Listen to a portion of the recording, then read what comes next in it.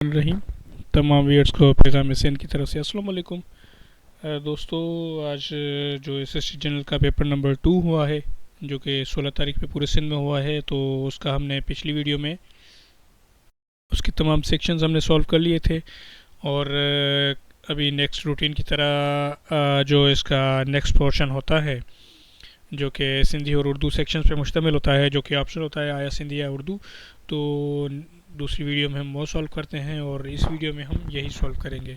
और अगर आपने हमारे चैनल को सब्सक्राइब नहीं किया हुआ तो हमारे चैनल को सब्सक्राइब कर लें, ताकि डेली बेसिस पे आपको ये सॉल्व वीडियोस मिलती रहें और से आपकी जो है जो अगले टेस्ट होने वाले हैं एसएसटी के, उसमें आपकी अच्छी सी रहनुमाई हो जाएगी और आपकी तैयारी हो जाएगी और पेपर साइकोलॉजी का आपको आइडिया हो जाएगा कि किस पैटर्न्स पे पेपर आ रहा है और डेली बेसिस पे किस फ्रीक्वेंसी के साथ जो है उसके सेक्शंस में या सब्जेक्ट वाइज जो है उसकी क्वेश्चंस में चेंजिंग्स आ रही हैं और क्या क्या वेरिएशंस स्पेसिफिक की तरफ से दी जा रही हैं। तो चलिए हम अभी आपका ज़्यादा टाइम ना लेते हुए आज के पेपर की तरफ चलते हैं।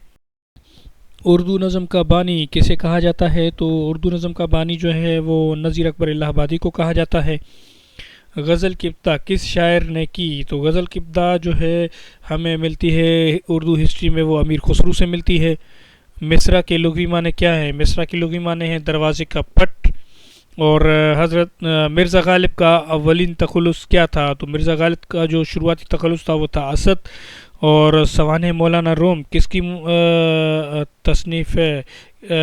तो उस मुसन्निफ़ के नाम जो है मौलाना शुबली नोमानी है।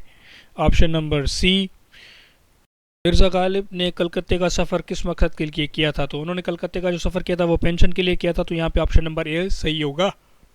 इसके बाद नेक्स्ट क्वेश्चन है उर्दू मौला किस शायर की किताब है? तो ये किताब है दोस्तों ऑप्शन नंबर डी पे मिर्ज़ा गालिब की।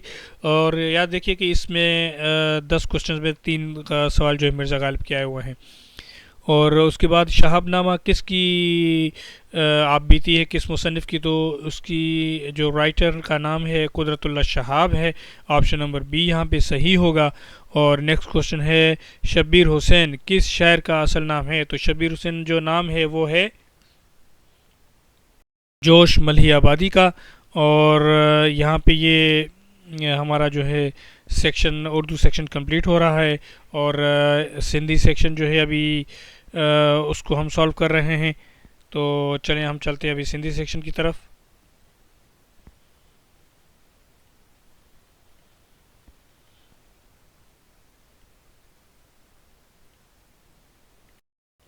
पहला सवाल है, पहिरों जेको सवाल आहे उहो आहे दरसी ॿाराणो किताब बाबनामो कंहिंजो लिखियलु आहे? त बाबनामो जेको आहे उनजो राइटर आहे दीवान नंदीराम मीरचंदाणी।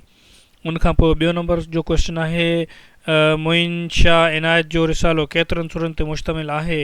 त इहो असांखे जवाबु कोन मिली सघियो, इहो जल्दी जवाबु असीं पंहिंजे ग्रुप्स में शेयर कंदासीं।